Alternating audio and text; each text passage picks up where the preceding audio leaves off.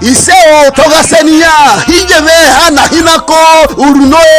erika hinagugweno Royal Heart led by Nicholas O Enabulele, my brother inwona riegbe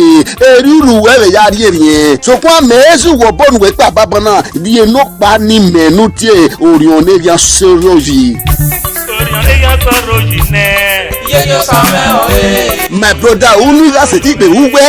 oteme so kwa me eje gugwe pa my brother ya unu ri ona me uwe nu tie o pasese gba loko ona boosternalize me uwe ani ro wa ga gwewa ibe ni tamu wa ya unu sage meri mayo o pasese igba loko my brother uwese ni wana nu pe na so kwa ni me ke ju wo bo ya we nu ri e o sate yagbona se me